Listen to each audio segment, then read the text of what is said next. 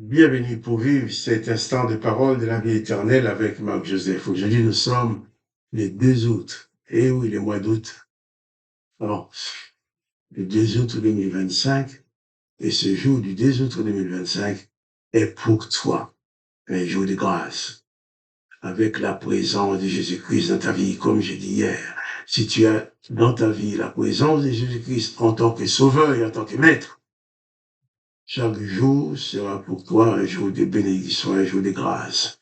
Et aucun démon, aucun mauvais esprit ne pourra intervenir dans ta vie. Parce que quand il aurait venir dans ta vie, il va trouver que la maison est habitée par Jésus. Si ta vie est habitée par Jésus-Christ, aucun démon ne peut s'y introduire.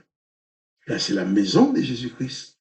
Que ta vie soit la maison personnelle de Jésus-Christ, en sorte qu'aucune autre puissance ne puisse y accéder. Que le nom du Seigneur Jésus-Christ, du Sauveur Jésus-Christ, soit béni. Je vais continuer avec toi la lecture de l'Évangile de Matthieu, chapitre 12. Cette fois-ci, nous avons lu au verset 46.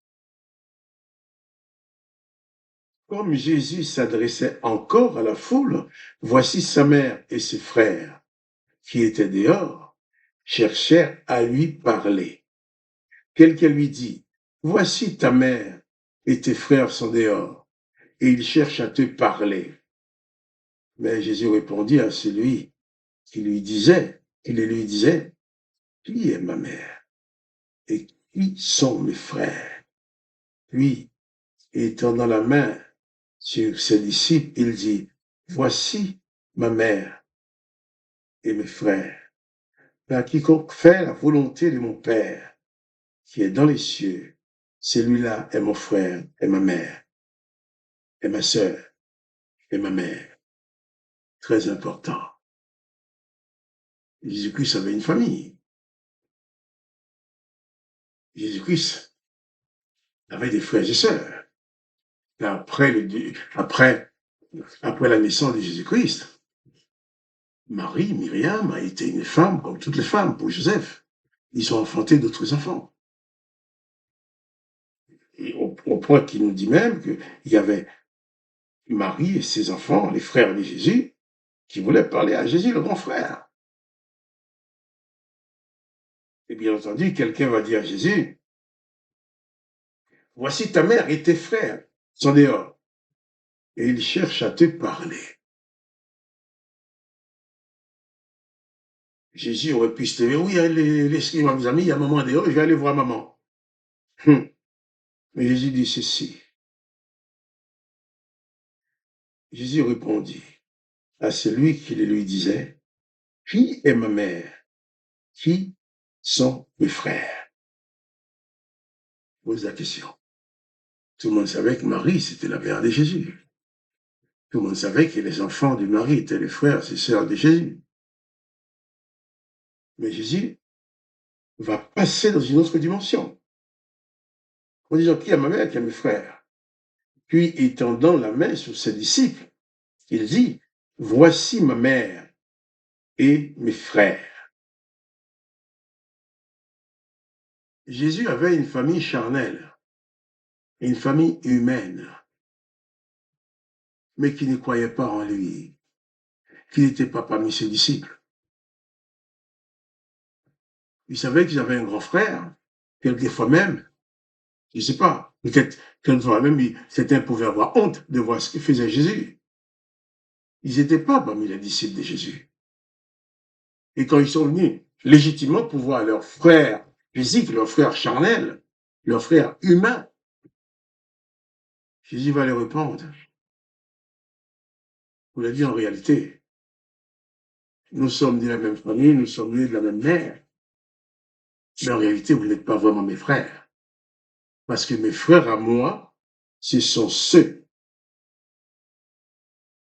qui écoutent ma parole. Il étendit la main, voici ma mère, ma frère, voici ma mère et mes frères. Car quiconque fait la volonté de mon Père qui est dans les cieux, celui-là est mon frère et ma sœur et ma mère. Tu peux faire partie de la famille de Jésus. Tu peux devenir un frère de Jésus. Tu peux devenir une sœur de Jésus.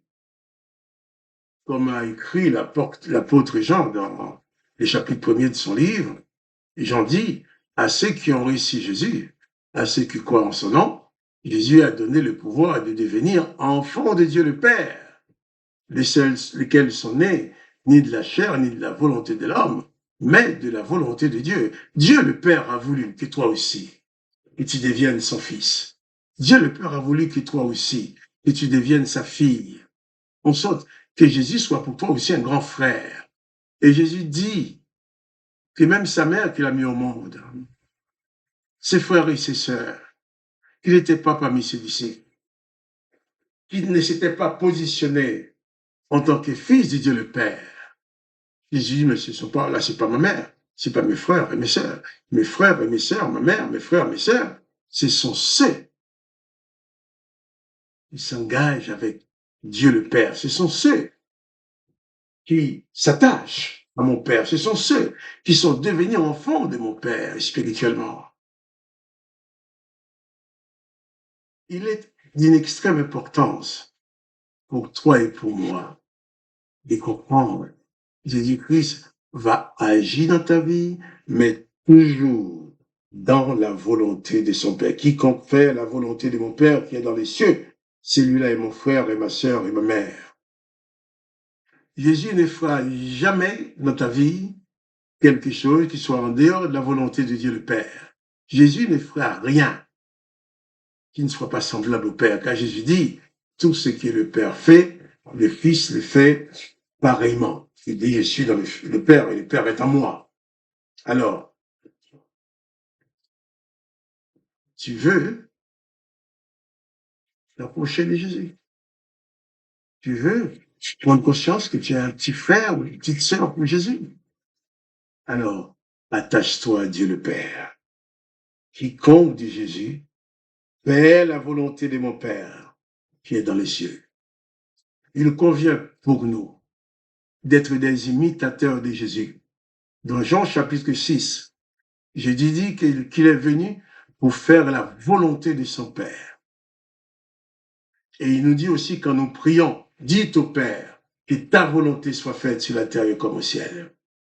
Il demeure dans la volonté du Père. Il cherche la volonté du Père. Il cherche la présence du Père. Si, en lisant les évangiles, tu te donnes la peine d'apprendre les paroles, d'apprendre les comportements de Jésus, afin d'être son imitateur, tu deviens fils de Dieu le Père. Tu deviens frère, tu deviens sœur du Seigneur Jésus-Christ.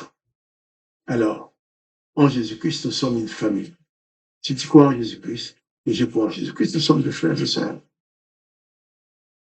Donc, pas de panique devant les circonstances. Car Jésus-Christ, notre Maître, Dieu le Père, veille sur toi. Il est concerné par tout ce qui s'est produit dans ta vie. Il n'y a rien qui peut se passer dans ta vie sans que Dieu le Père n'en soit pas concerné. Là, il veut ton bonheur. C'est pour ça qu'il a envoyé Jésus et te donner le pouvoir de devenir son enfant.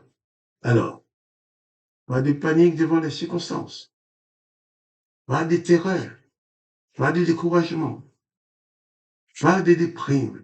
Réalise seulement que tu es enfant de Dieu, le Père de Jésus-Christ, et le Père Tout-Puissant est fidèle pour prendre soin de toi, et que son Seigneur soit à jamais béni dans ta vie. Et toi, que la bénédiction du Christ remplisse ton cœur. Quant à moi, Marc-Joseph, je te dis, eh bien, à demain, pour les paroles de la vie éternelle.